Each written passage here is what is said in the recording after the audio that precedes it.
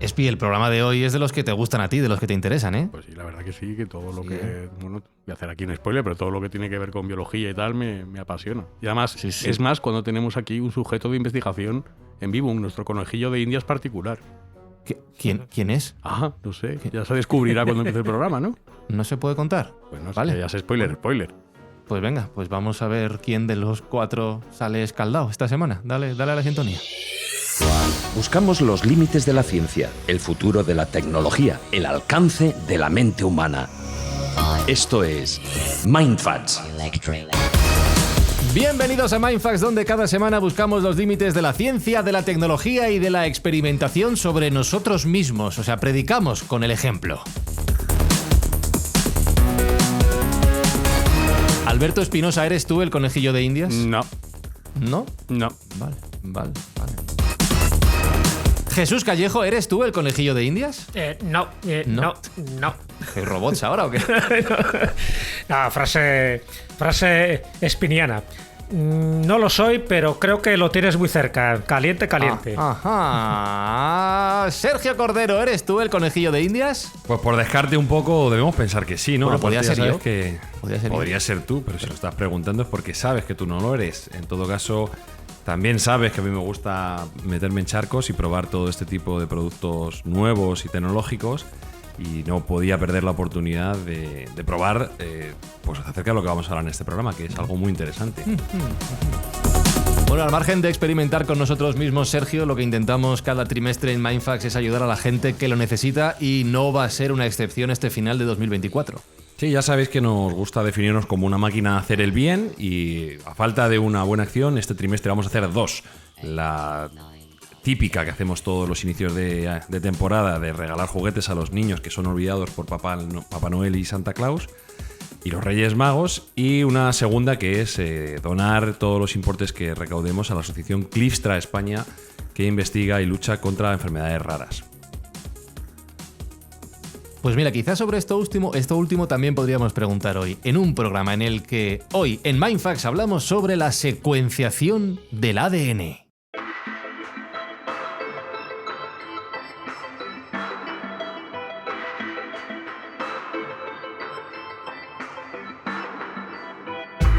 A ver, antes de nada, Sergio, y ahora saludo a nuestro invitado.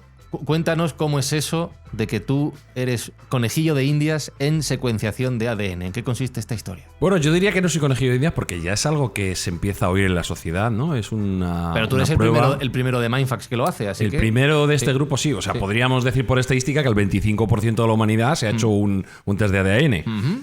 No es el caso, pero efectivamente a mí sabes que me gusta meterme en todos los jadeos y todos los jardines, y cuando salió la posibilidad de secuenciar mi ADN por segunda vez, segunda vez. pues no lo dudé, y la verdad que los resultados me han sorprendido y agradado, debo decir. Pero ¿qué resultados te han dado? Algo, no sé, ¿has descubierto bueno. que eres medio chino? Que no sé. ¿Qué es?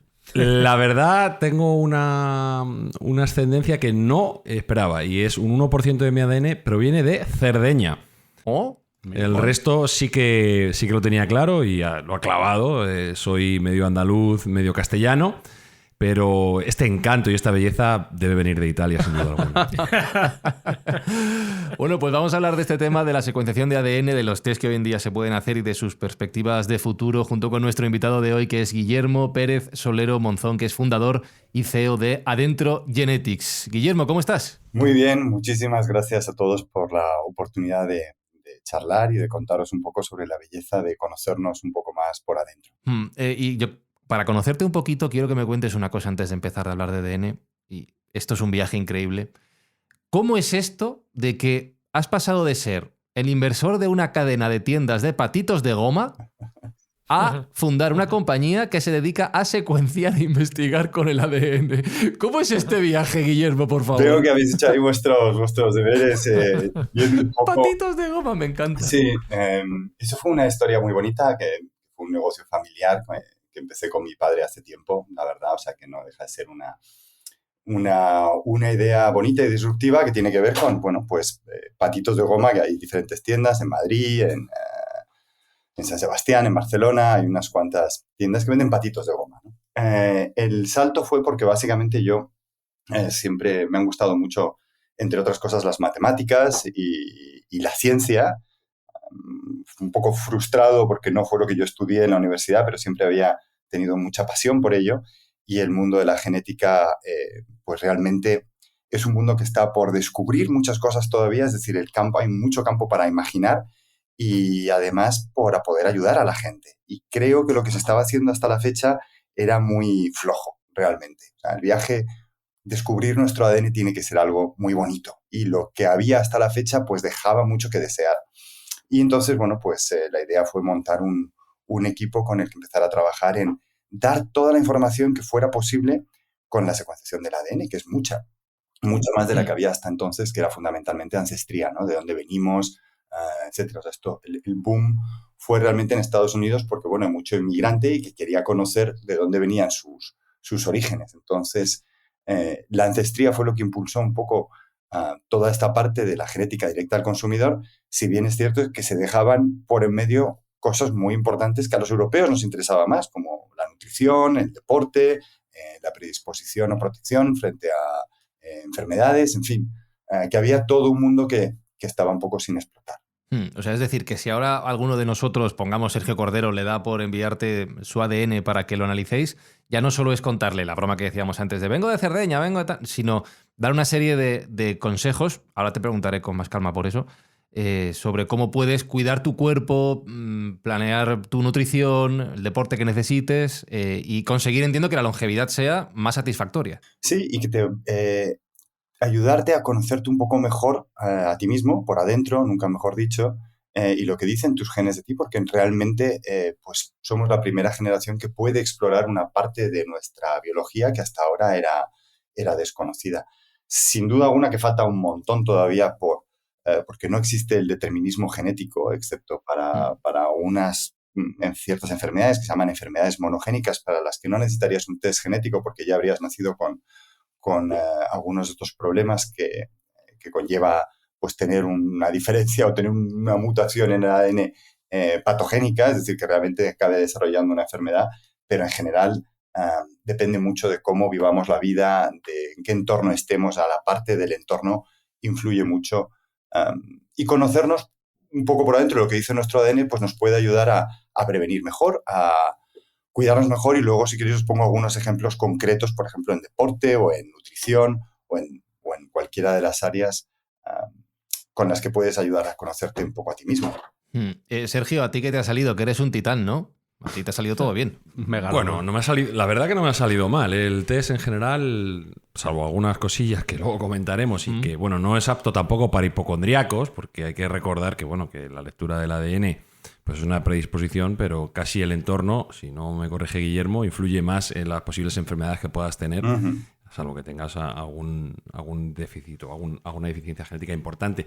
Una de las cosas que me ha sorprendido, entre comillas, es que han detectado que yo tengo casi un 4% de ADN neandertal. Y es algo que yo podía adivinar por esta frente prominente que tengo aquí, ¿no? que ya vaticinaba que esa lectura podría ser correcta.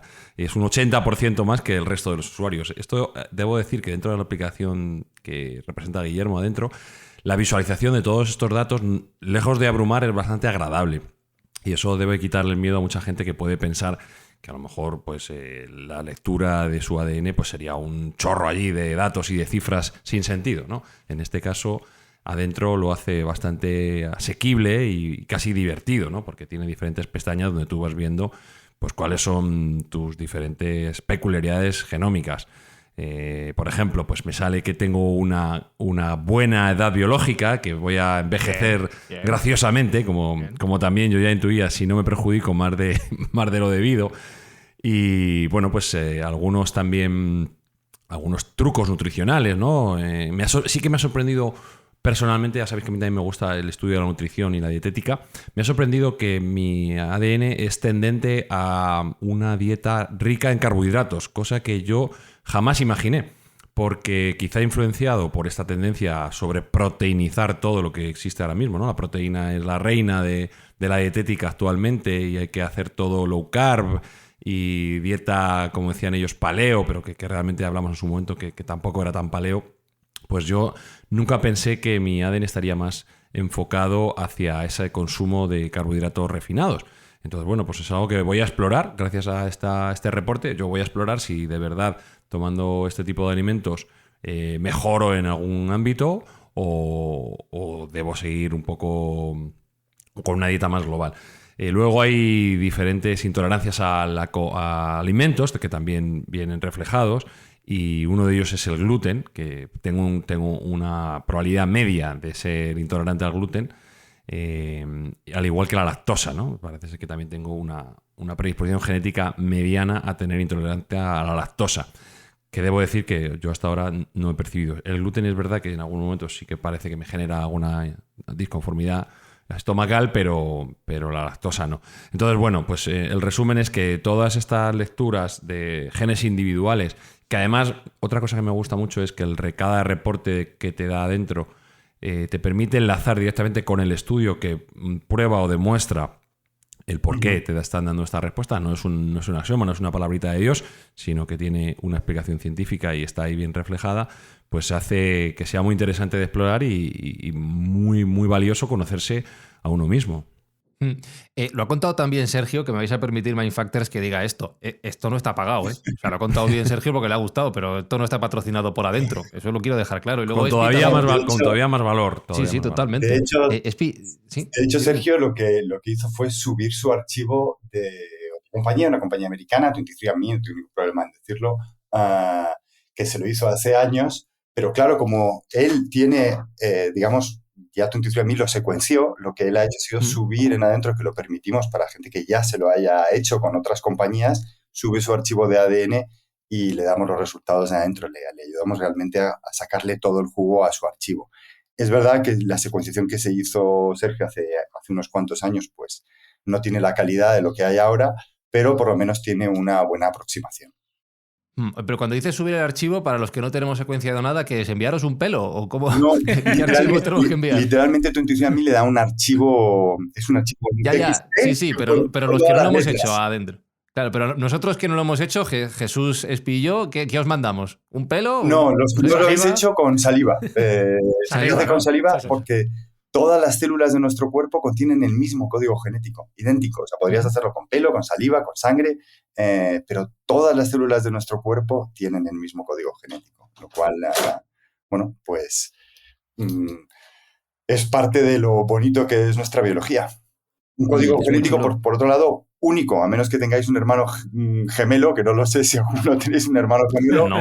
Pero si no, ese código ni se ha repetido nunca en la historia ni se repetirá jamás en la historia. Es un código único. Qué bárbaro. Iba a decir, Espi, que tú imagínate, y aquí vamos con lo que decía Guillermo del determinismo, que subes tu ADN y te sale que no te recomiendan la cerveza, por ejemplo. Ya, por eso no lo hago. Ya. Por si acaso. Porque ¿qué hacemos? Claro, Guillermo, hay un montón de cosas que a lo mejor te pueden salir en el análisis que no esté de acuerdo tú con tu modo de vida y digas, pues esto no voy a hacer caso. Pero fíjate, pones el ejemplo de la cerveza. Hay una parte en la que miramos, por ejemplo, tu metabolismo del alcohol. Si eres una persona que lo metaboliza rápido o lento. O puedes estar en la media, pero si te aparece, digamos, un resultado alto o lento, pues puedes saber cómo metabolizas el alcohol, que tiene que ver con, oye, cuanto más lento lo metabolizas, pues más sustancias tóxicas se acumulan y, bueno, pues normalmente te puedes... esa sensación de que hay gente que se coge, pues bueno, una borrachera más rápido que otros, pues tiene que ver con cómo metabolizamos el alcohol y es algo que está escrito en tus genes. Hay algo que decís siempre en todos en el marketing, en toda la publicidad que hacéis, una frase que se repite que es: no es un diagnóstico clínico. Correcto. Entiendo que lo primero de todo esto no es que esté escrito en piedra, como decíamos antes, y que no toda nuestra salud está prescrita ya en nuestro ADN. Totalmente. Aparte que es que esta técnica de secuenciación mira variantes comunes que hacen que, bueno, pues que todos tenemos, pero tenemos, digamos, un sabor u otro de esa variante genética, que hace, por ejemplo, pues que alguien tenga los ojos azules en vez de los ojos marrones, o que pueda ser más alto, ¿no? Predisposición a lo mejor a tener úlceras, pero no deja de ser una predisposición. Si quieres tener un diagnóstico genético clínico, hay que hacer otra técnica que se llama una secuenciación del genoma completo para realmente ver todas las variantes que puedan estar implicadas en los genes y tiene que intervenir un biólogo molecular, un médico, a la hora de hacer un diagnóstico. Se utiliza mucho en toda la parte de oncología para determinar, oye, cómo de agresivo puede ser un tumor o no, y se hace sobre una muestra de tejido. Es decir, cuando te hacen una biopsia, sacan un trozo del tejido al que te están mirando, el propio tumor, para poder analizar cuáles son las variantes genéticas que hay y las mutaciones que se encuentran dentro de ese tejido. Y eso ya es, pues una vez más, técnicas diferentes y van por otro lado. Esto es una forma de acercarte a tu genética que cada vez será más y más preciso, pero que de momento no deja de ser más que una información con una finalidad pues informativa, educativa. Por eso damos siempre el acceso a todos los estudios en los que están basados los resultados y una forma, digamos, económica de acercarte a tu ADN. Hasta aquí la parte del presente. Y si os parece, vamos a empezar a mirar hacia el futuro de la secuenciación del ADN.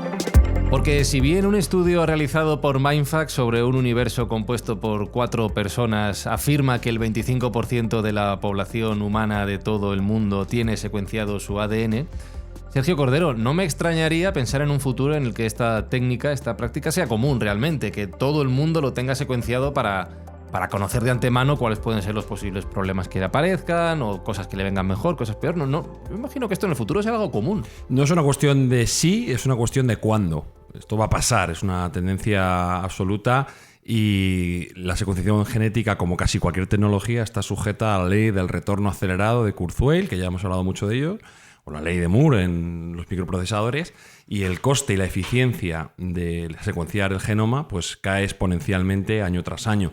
Entonces, Guillermo nos podrá contar ahora un poco cómo ha sido democratizado esta secuenciación de ADN, que antes era una tecnología carísima, no hace tantos años, era una tecnología pues, fuera del alcance del bolsillo común, y cómo va a tender a ser cada vez más barata, más rápida y más eficiente, de tal modo que llegará un momento en que no tendrá sentido no tener secuenciado el ADN propio, y quizá tendamos a una secuenciación no solo de la genética básica, sino, como bien ha dicho antes Guillermo, de todo nuestro genoma completo. Sí, hay dos comentarios. Por un lado, uno sobre el dato de cuánta gente se lo ha hecho. El 25%, casi un 30% de la población americana, de los americanos, se lo han hecho. Pues no está muy mal, entonces. En Europa baja un poco, en Europa no llega al 5%. Y en Asia no se sabe muy bien, pero cada vez más gente es donde más está creciendo, donde ha crecido un montón. Y luego, por supuesto, tienes, digamos, continentes en donde apenas existe información, como por ejemplo es África, ¿no? Donde además hay mucha variedad genética.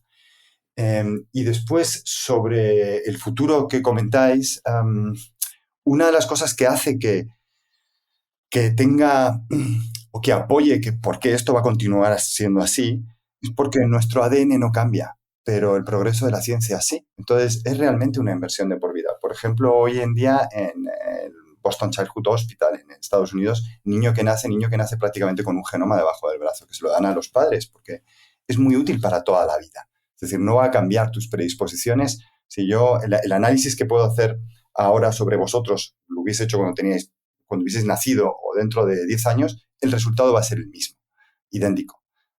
Lo que va a cambiar es pues, que aparecen nuevos estudios que permiten afinar cada vez mejor. Encontramos nuevos marcadores genéticos que ayudan, que no estaban a lo mejor por ejemplo, Alzheimer. En el caso del Alzheimer han salido cada vez más estudios y ha hecho que podamos ir mejorando la precisión. Pero la base con la que trabajamos, que es tu secuencia genética, es la misma. Y es por eso por lo que es realmente una inversión para toda la vida. Pero aquí se me ocurre preguntarte si realmente tú crees que puede cambiar mucho la vida de una persona que vaya poniendo en práctica los consejos que un test de ADN le haga del momento de su nacimiento, de su infancia, a la larga, hasta los 40, 50, 60 años. Bueno, depende. Hay algunas cosas, por ejemplo, para las que puede ayudar. Un ejemplo quizás un poco chorra, pero a ver qué os parece. Por ejemplo, en el caso de deporte. Nuestros genes codifican qué tipo de fibras musculares tenemos. Y hay hay realmente dos tipologías. fibras musculares de resistencia y fibras musculares de fuerza. Tiene que ver con cómo se contraen nuestros músculos. Bueno, pues esto es lo que hace que puedas ser un buen maratoniano si tienes buenas fibras de resistencia o un fantástico sprinter si tienes fibras musculares de fuerza. Entonces, te puede ayudar a decir, bueno, oye, ¿qué deportes me vienen bien practicar? Desde luego, si quieres ser un crack, yo qué sé, tienes fibras de resistencia, pues fenomenal si quieres correr maratones. Si quieres ser un medalla olímpico en sprint, pues va a ser muy difícil. De hecho, es por eso por lo que no hay buenos maratonianos que sean a la vez excepcionales sprinters, porque es que nuestras fibras musculares están codificadas en nuestro ADN y te puede ayudar a saber, por ejemplo, pues qué deportes te vienen bien o cómo comer mejor o cómo prevenir ciertas enfermedades, si es que poco a poco las habrá donde se podrán ir tomando medidas más claras. Por ejemplo, otra que se me ocurre tiene que ver, por ejemplo, con fármacos. Cada vez empiezan a salir más estudios sobre cómo nuestro ADN nos predispone a tener efectos secundarios de ciertos medicamentos o si es que deberíamos reducir la dosis de algunos de ellos. Porque hoy es, paracetamol, 500 miligramos para todo el mundo, me da igual. Pero es que no todo el mundo lo procesa exactamente igual. Lo mismo con las vitaminas. Te tomas un multivitamínico, ya, pero es que a lo mejor realmente tú tienes una deficiencia de vitamina D y vitamina C y no tendrías que estar tomándote un multivitamínico de otras que a lo mejor se acumulan más en tu sistema, ¿no? Entonces, es un comienzo hacia la medicina personalizada. Yo, por ejemplo, puedo poner un ejemplo aquí de mi estudio y es bastante completo. Además, vienen bastantes apartados y diferentes fármacos. Y uno que me ha llamado la atención y que me ha valido para privarme de ello es, por ejemplo, mi respuesta a la aspirina. Mi respuesta a la aspirina parece ser que puede causarme sangrado en el estómago. Úlceras. Y esto es un dato que yo desconocía absolutamente. Y además tengo una tendencia bastante alta a ese sangrado según este estudio. Con lo cual, bueno, pues la aspirina, que no es un suplemento que yo tome generalmente, pero me he planteado el tomarlo porque sabéis que tiene algunas propiedades anticoagulantes y que, bueno, se recomienda que en pequeñas dosis puede ser buena para prevenir eventos cardíacos.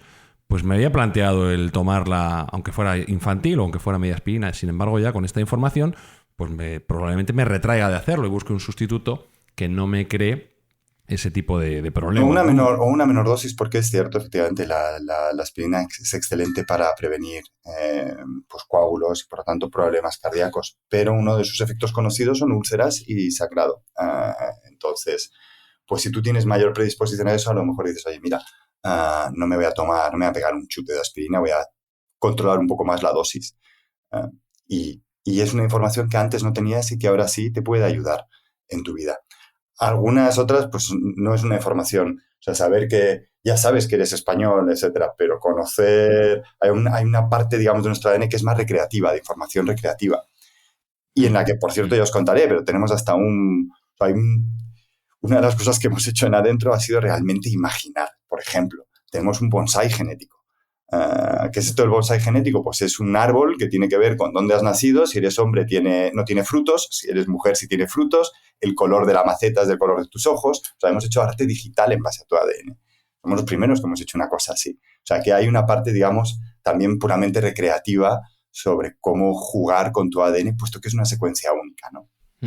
Hablabas de la medicina personalizada y aquí sí que te quiero preguntar por los datos. Estamos compartiendo con vosotros o con la empresa que sea una información, bueno, más personal imposible, más delicada imposible.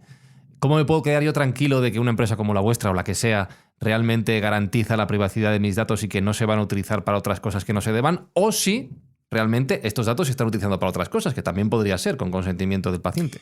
Es una excelente pregunta.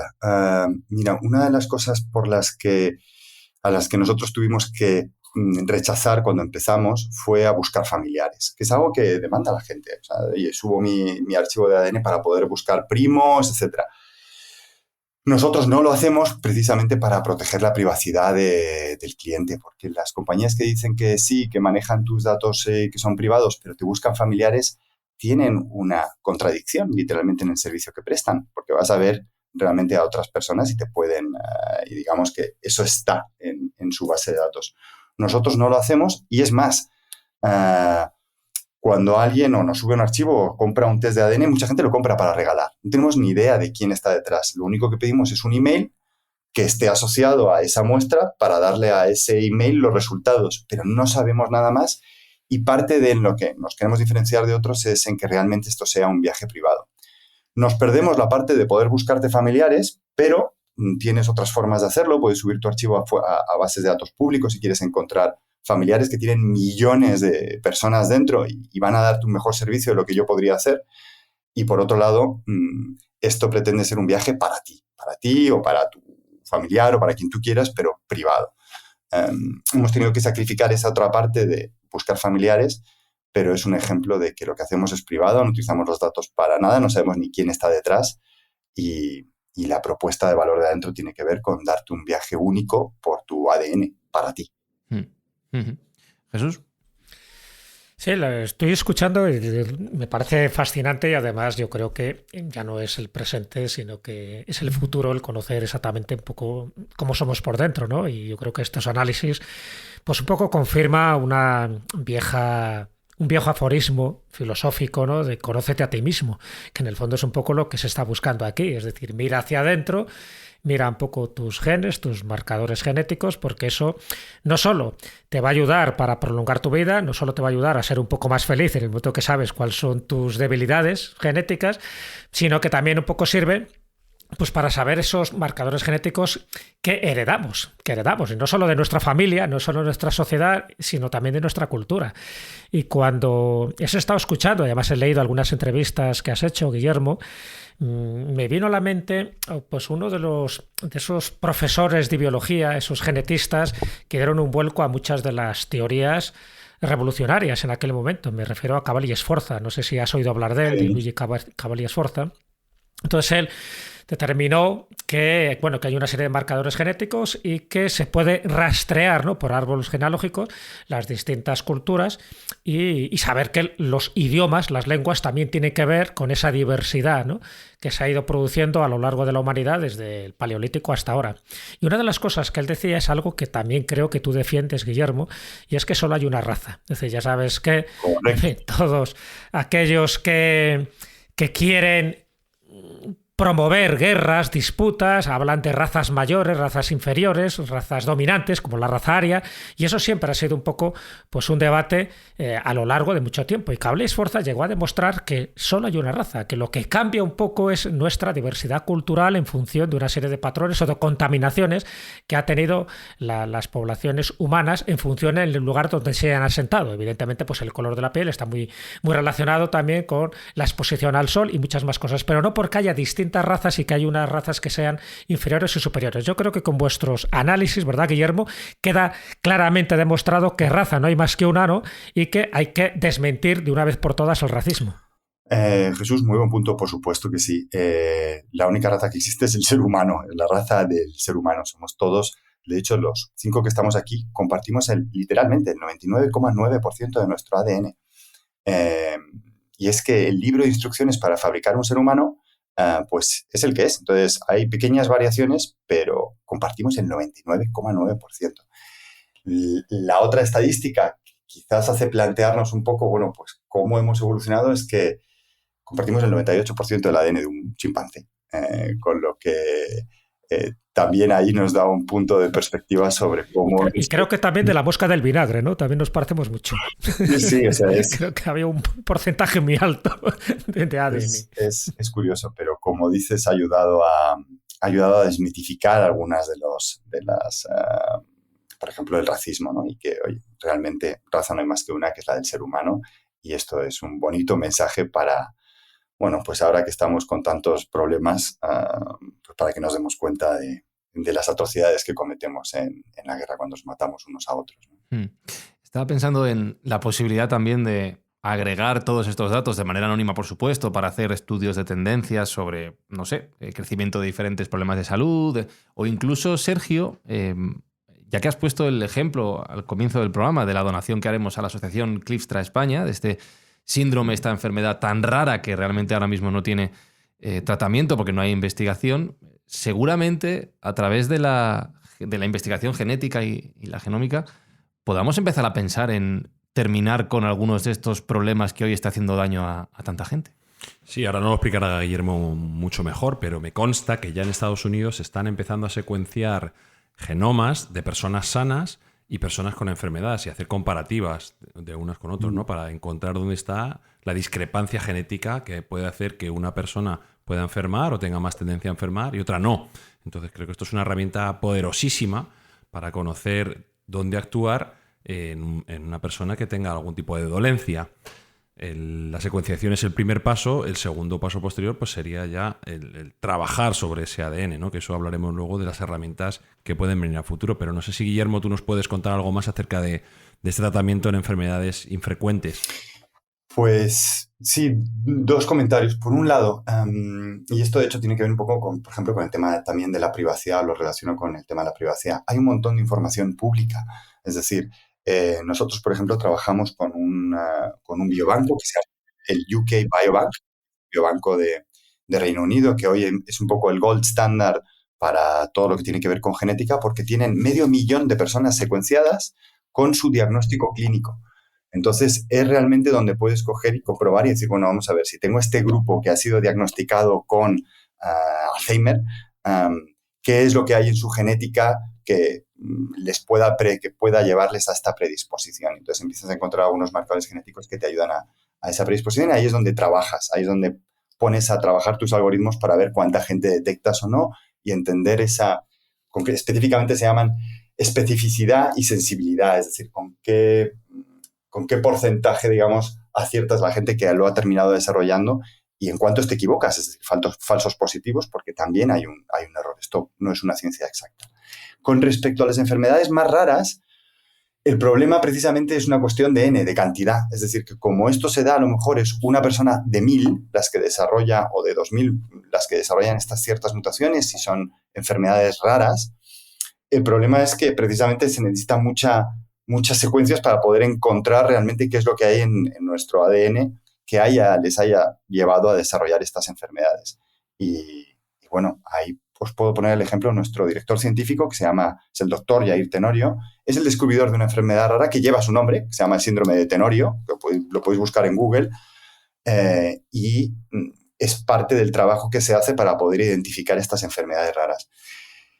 El problema es que normalmente estas enfermedades raras ya naces con el problema, o sea, que no es algo que sea fácilmente prevenible, pero quizás en un futuro sí se puedan tratar con una técnica que habéis comentado un poco al principio, que se llama CRISPR, que es la edición genética, y que bueno, yo creo que hoy todavía hay mucha ciencia ficción alrededor de lo que se puede llegar a hacer, pero puede ser una técnica que ayude a curar a lo mejor o a paliar algunas de estas enfermedades raras.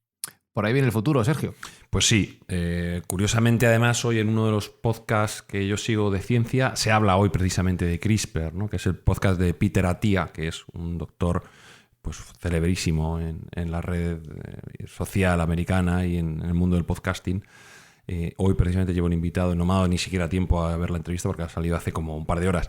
Y habla de las posibilidades de CRISPR en la ayuda el día de mañana a prevenir y a tratar determinadas enfermedades genéticas, ¿no? Y cómo ya se están llevando a cabo algunos de esos experimentos, incluso desde el minuto número 1, desde la concepción, in vitro, ¿no? Para erradicar en ámbitos genéticos nocivos, pues cuanto antes mejor, ¿no? Incluso se llega a hablar de actuar sobre la primera célula, ¿no? Sobre ese cigoto, ese embrión. Son campos fascinantes que abren posibilidades tremendísimas al mundo de la medicina, porque si actuamos sobre la base de nuestra existencia, que es esa genética, pues desde luego que podremos ser mucho más eficaces que siendo reactivos. Y dentro de esas técnicas pues está el CRISPR-Cas9, CRISPR-Cas9, que ya en su momento dedicamos un programa completo y al que remito a los oyentes para que refresquen, y que básicamente es una fórmula de edición de corta y pega en el ADN, donde se pueden pues intentar modificar los atributos genéticos que sean indeseables. Esto abre a su vez otras puertas al debate, ¿no? Acerca de cuál es la moralidad y la ética dentro de este tipo de intervenciones, puesto que habrá gente que quiera utilizarlo pues simplemente para dotar a su hijo de un coeficiente intelectual 50 puntos mayor.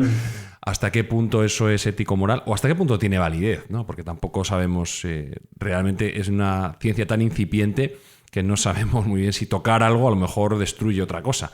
Porque puedes dotar de ojos azules a tu hijo y le estás garantizando un cáncer el día de mañana. No lo sabemos. Yo quería preguntarle a Guillermo si ellos ven un futuro con, sin esta tecnología, algo similar en el tratamiento genético, y que aclarase una leyenda urbana, o no sé si es así o no, en el cual dicen que en el pool genético solo hay como un porcentaje pequeño de genes que realmente tienen una repercusión dentro del ser humano. Dicen que un porcentaje muy, no sé si era un porcentaje como un 5%, 95%, que le llaman ADN basura o algo de ese estilo. No sé si Guillermo nos puede comentar estos dos ambientes. Sí. Nuestro ADN son 3.000 millones de pares de bases, ¿vale? 3.000 millones. 3 billion, pero como son de pares de bases, son 6 billones. Uh-huh. De toda esa masa, realmente solamente hay un 3%, solo un 3% son realmente los genes. Los genes es aquella parte de nuestro ADN que codifica para proteínas. Es decir, que realmente tiene en biología se llama, pues, se transcribe. O sea, es una secuencia que cuando nuestro cuerpo lo lee genera en este caso, pues una proteína. Y entonces, solamente hay una parte de nuestro ADN, ya te digo, es un 3% que son los genes codificantes. Se llaman exomas, o está en la parte de los exomas. Y luego está todo lo que llaman ADN basura, que realmente fue un nombre muy poco afortunado, porque lo que se descubrió es que todo este restante ADN lo que hace es modificar la expresión de los genes, hace que los puedan, literalmente funciona como un interruptor, los apaga o los enciende. Y por lo tanto, pues tiene un impacto fundamental. Pero el resto de los genes, en general, en todos los seres humanos, funcionan bien y hay muy poca variación dentro de lo que son los exones, porque tiene que funcionar muy bien, digamos, esa secuencia, porque genera una proteína y si está cambiada, pues tiene un impacto 100%. El resto es esto que se llama el ADN basura, es lo que ayuda un poco a regular. Entonces, bueno, entiendo que en ese leyenda urbana es cierto, solo un 3% de nuestro ADN codifica para proteínas, son, digamos, genes que tienen un impacto. Y por otro lado, merece la pena aquí comentar una palabreja que es pleitropía, que quiere decir que muchos de cuando nosotros analizamos nosotros o cualquiera analiza un rasgo, por ejemplo, ojos azules, para no acabar siempre hablando, por ejemplo, de enfermedades, pero oye, el ojo azul, realmente hay un montón de genes involucrados. No solamente hay uno y este es el gen de para A o para B. No, es pleitropía y hay muchos genes que están involucrados a la hora de desarrollar nuestros rasgos. De hecho, es un poco lo que pasó en la historia de lo que ha ido evolucionando la genética en los últimos 20 años. En 2003, más o menos, es cuando se completa la secuencia entera. O sea, es que esto es más o menos un poco reciente, ¿no? O sea, es decir, en 2003 es cuando se termina el libro. Y era entonces cuando la gente decía, bueno, vamos a solventar todos los problemas de la salud del mundo entero. Y como os habéis visto, pues para nada en absoluto, porque es mucho más complejo de lo que parece. No es que haya un gen que sea y si tienes esta mutación vas a desarrollar Alzheimer o vas a tener los ojos azules. No funciona así. Hay muchos genes involucrados y es todo bastante más complejo. Entonces, de repente, cambiar una cosa toca otra es algo en lo que todavía se está explorando. Sí, es tremendo esto. Tengo entendido que en muchos hospitales de Estados Unidos, cuando nace un niño, ya se le hace el genoma completo, ¿no? Con lo cual sirve primero para los padres, para que se queden tranquilos o intranquilos, no lo sé, pero también sirve, ¿no? Para que haya una ayuda al médico en el diagnóstico de futuras enfermedades y saber prevenirlas con tiempo. Correcto. ¿Es así? Correcto. De hecho, mira, os pongo el ejemplo esto es un ejemplo real de mi hermano. Es hermano por parte de padre, ¿vale? Es decir, en segundas nupcias. Y es decir, que compartimos solamente en este caso a mi padre. Él, a través de hecho, de adentro, tenía una predisposición extremada a diabetes. Y además, él tenía unos síntomas, tiene ya 35 años. y tenía algunos síntomas que cuadraban y fue al médico y le dijo al médico, mira chico, una prueba de diagnóstico sobre si eres diabético o no se hace en ayunas, por la mañana, vienes aquí y es bastante fácil. Efectivamente, diabético. Y lo he descubierto con 35 años, con lo que a tu ejemplo, Jesús, pues te puede ayudar a prevenir, porque algunas de estas cosas cogidas a tiempo, pues te puede cambiar la vida, ¿no? Tengo ejemplos reales de clientes que nos han escrito diciendo, oye, muchas gracias porque, por ejemplo, cáncer de mama, que es muy típico en las mujeres a partir de cierta edad, muy típico, es una de las enfermedades más frecuentes, uno de los cánceres más frecuentes, pues el hecho de, en vez de ir una vez cada 2 años a hacerte una mamografía, hacértela cada año, pues también te puede cambiar la vida. Y dices, oye, dado que tengo una alta predisposición, me voy a mirar con mayor frecuencia. Y no es lo mismo coger cualquier enfermedad pronto que 5 años ya después. Sí, las intolerancias, por ejemplo, ¿no? Que cada vez parece que están más de moda, pues también se podían prevenir, ¿no? Saber qué tipo de intolerancias puedes tener a los alimentos, en fin, me imagino que puedes saber ya si eres celíaco o incluso pues intolerancias posteriores que van a surgir, ¿no? Hay mucha gente que tiene intolerancias a polens que van mutando con el tiempo y tienes por una parte una alergia a un polen y por otra parte cuando pasa un par de años ha desaparecido esa alergia. Me imagino que esto ya queda un poco, ¿no? Dictaminado en estos primeros análisis genéticos. Sí, nuestra predisposición sin duda. Espi, oigo a Guillermo hablar de los 3.000 millones de pares de bases, de la pleitropía y todo esto, y a mí me parece Matrix. O sea, estoy viendo ahora mismo numeritos verdes cayendo por la pantalla, no entiendo nada, me parece alucinante. Yo no sé si esto también, ahora le pregunto a Guillermo, pero ¿tú crees que hay que acercar todo esto a la gente? O sea, de que a lo mejor provoca una sensación, no sé si decir de miedo, pero sí de distancia, de ¿a mí qué me estás hablando de estas cosas? No, hombre, claro. Y lo llevamos todos. Bueno, claro, todo esto hay que hacer un poquito de labor pedagógica para que la gente pueda entender. Sí, claro, ¿por qué no? Todo da miedo al principio. Totalmente. ¿Tú te has encontrado, Guillermo, gente que tenga miedo a acercarse a esto, a que le hagáis ese test? No, lo contamos bien, no sé si en el sentido de que siempre invitamos a la gente a que lo vea con ojos más bien educativos, como apuntabas tú al principio. De hecho, esto lo sabe muy poca gente, pero en todas nuestras cajas, en todos los kits, que en definitiva es un kit para una recogida de una muestra de saliva, ¿no? Donde escupes en un botecito. Pero si miras bien, debajo de la caja hay una frasecita de Isaac Asimov que tenemos impresa desde que nacimos, para que veáis que lo llevamos en nuestro ADN, que es una frase de Isaac Asimov que está en inglés, que dice "Self-education, I strongly believe, is the only education there is". Nuestra gana y ansiedad por conocer es realmente la única educación que existe, como diciendo, oye, si realmente no tienes ganas de aprender, da igual que te lo cuente muy bien, que te lo ponga como sea, pero tienes que tener un poco de curiosidad. Y eso ha sido, pues la verdad, un norte, un rumbo en el que hemos llevado adentro para poder educar y explicar mucha de la información que hay. Porque alguna pues todavía es muy, muy incipiente y se ha hecho un estudio con 20.000 finlandeses en el año 2004. Bueno, pues todavía falta mucho por ir mejorando en algunas de todas estas cosas, pero por lo menos lo vamos contando, ¿no? Entonces es una forma de acercarte a la biología y es que siendo tan importante como es nuestro ADN para la vida, de hecho, no solamente la vida humana, sino que es que el ADN está en todo lo que hoy son seres vivos. En todos nosotros. Con la única duda casi metafísica sobre si los virus están vivos o no, porque hay virus que tienen ADN, pero bueno, pues se discute hasta qué punto se puede considerar como una vida o no. Pero en cualquier caso, todo contiene ADN y conocemos muy poco sobre la genética, con lo que yo creo que educar un poco en la parte de la genética y la biología es fundamental, tan fundamental como saber geografía.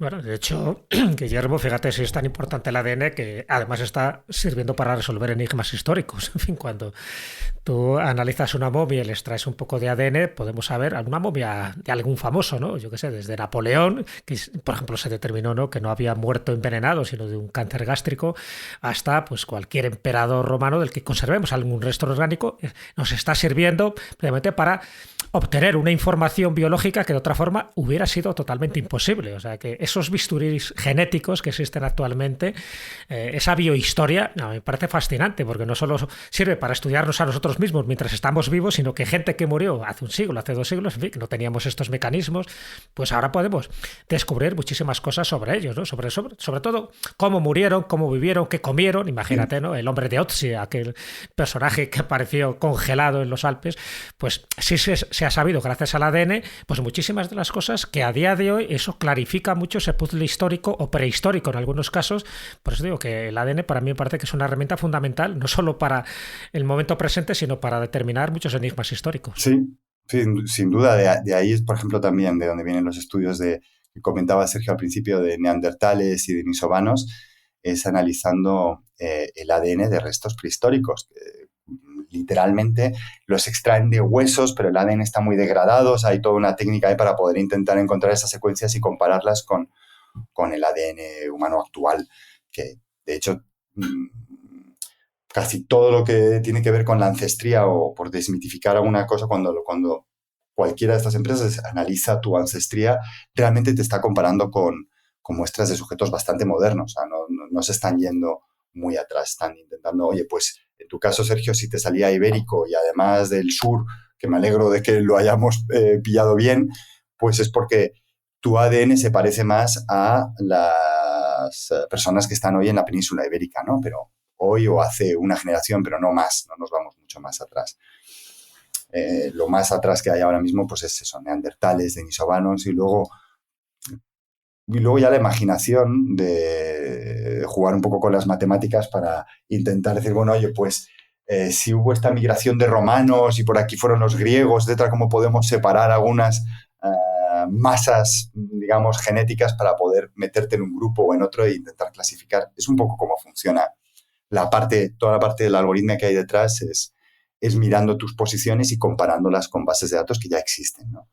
Claro, es un poco lo que intentó hacer Cavalier Sforza, por ejemplo, determinó que todas las poblaciones autóctonas o aborígenes de América, todos procedían de una determinada zona de Siberia, o sea que al final esas migraciones que se produjeron en su momento sí servían para determinar esos marcadores genéticos que decíamos antes, a través del cromosoma Y, ¿no? Siguiendo un poco toda la genética masculina, se pudo ir determinando cómo esas poblaciones se iban desarrollando y cómo se iban pues modificando en función de una serie de patrones culturales que se producían. Y también el hecho de que parece que en algún momento determinado convivieron 5 especies humanas, no solo los Homo sapiens, no solo los neandertales, no solo los denisovanos, sino también el Homo floresiensis y alguna más. Es decir, todo esto yo creo que nos da una amplitud de miras, un conocimiento que prácticamente sirve para evitar prejuicios y sirve, yo creo, que para ser mucho más tolerantes y evitar posiblemente futuras guerras, siempre y cuando lo que tú dices, que seamos conscientes de esta información y la apliquemos en nuestro beneficio. Sí, totalmente. Ojalá sea así, Sergio. Reseñar también, que me ha llamado la atención, que el test incluye una tendencia de personalidad, que es algo que en principio no está previsto o no se asume y se asocia con este tipo de pruebas, ¿no?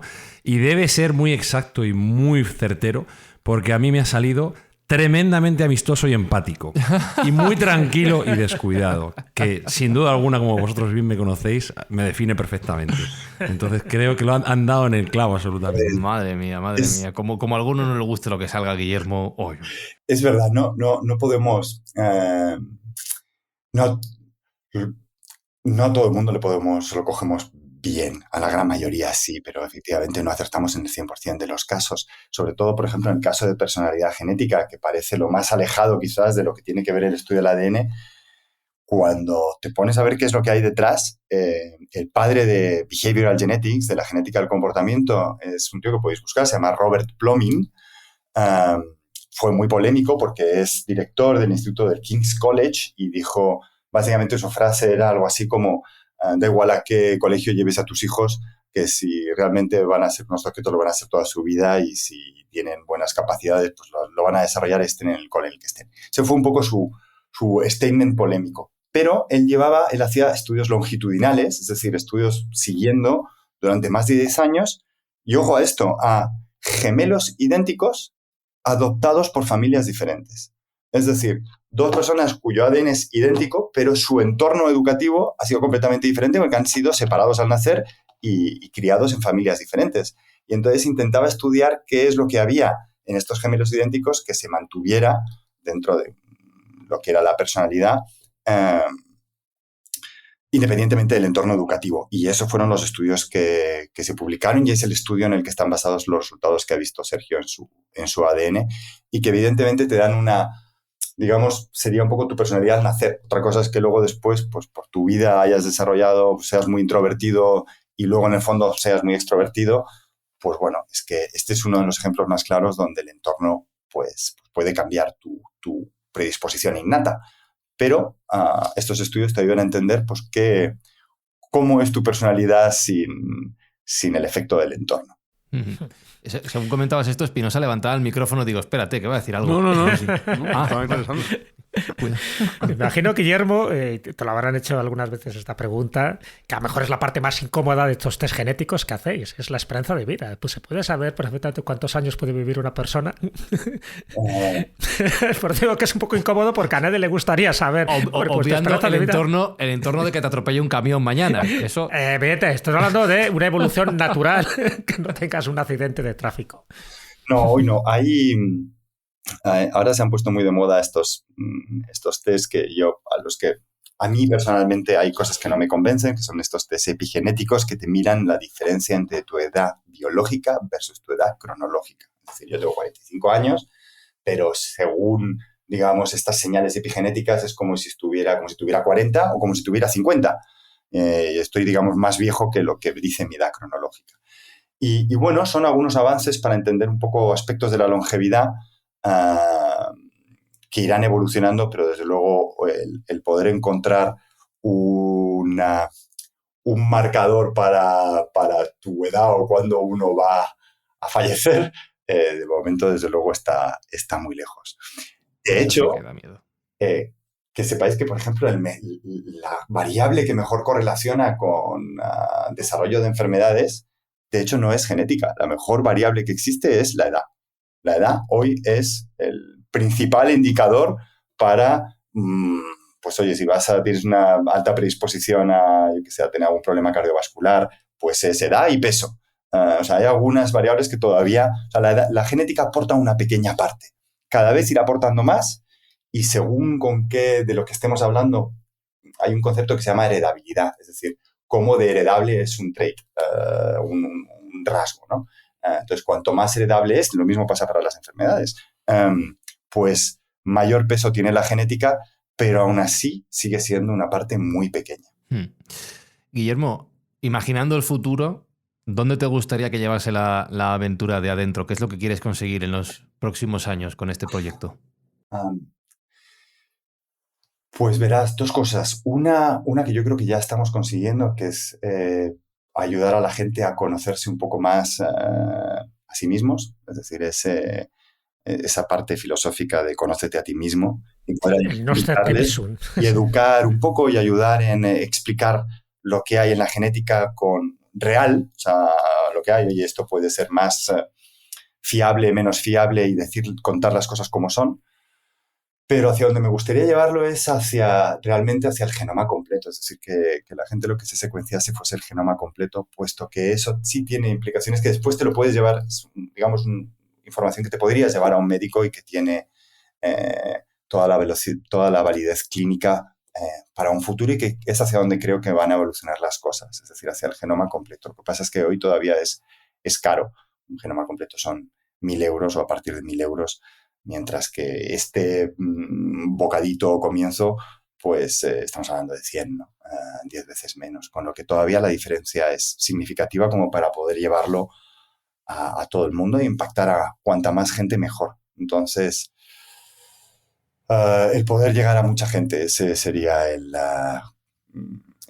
realmente el reto que nosotros tenemos. Y entre lo que me ayudáis vosotros dándome voz en este programa, así que muchísimas gracias. No, gracias a ti por la explicación, por este rato y animar a los Mindfactors a que busquen Adentro Genetics o cualquier compañía que se mueva en el ramo, que no, vale, que tampoco lo remarco, esto no está pagado, Guillermo, no está patrocinado, pero creo que empresas como esta sí que os pueden ayudar a conoceros mejor, como estáis diciendo, y a saber más sobre vuestro propio ADN que marca vuestra naturaleza. Que de hecho, me recuerdas que hemos creado un cupón para oyentes de este programa para que tengan un 15% de descuento con el código MindFacts. Ah, mira. O sea que eso que se llevan aquellos que vuestros fieles seguidores, pues es un regalo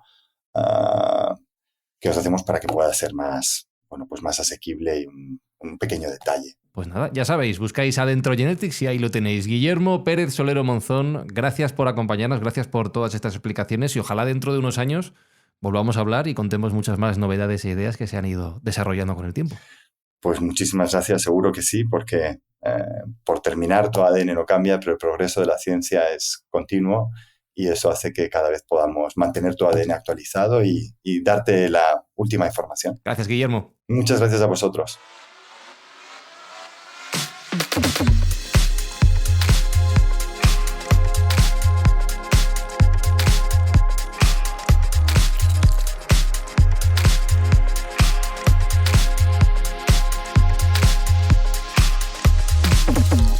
¿60% madrileño, 30% heavy, 10% irlandés? Alberto Espinosa, ¿te animas o...?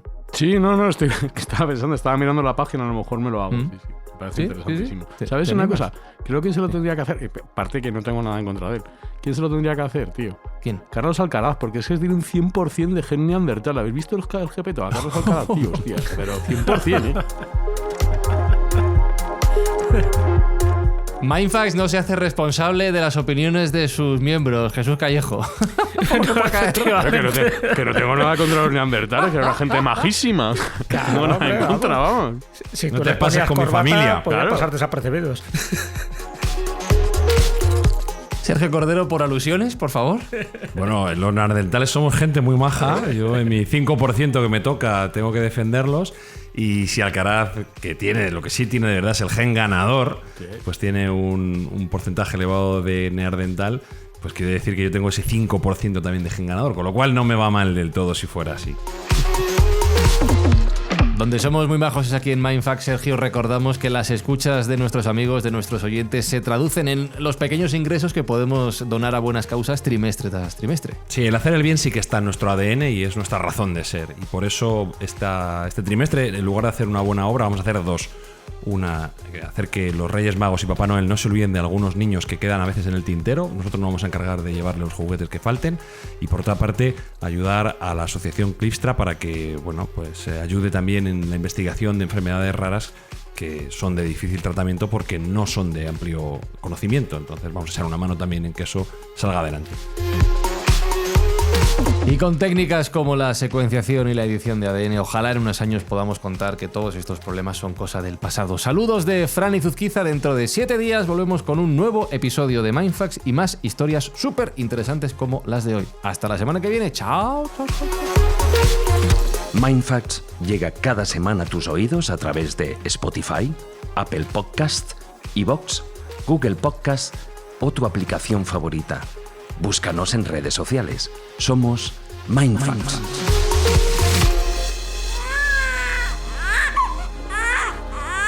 Diez dedos en las manos y 10 en los pies, eso era lo único que importaba antes. Ya no. Ahora, a los pocos segundos de vida, ya se podía saber el tiempo exacto y la causa de mi muerte.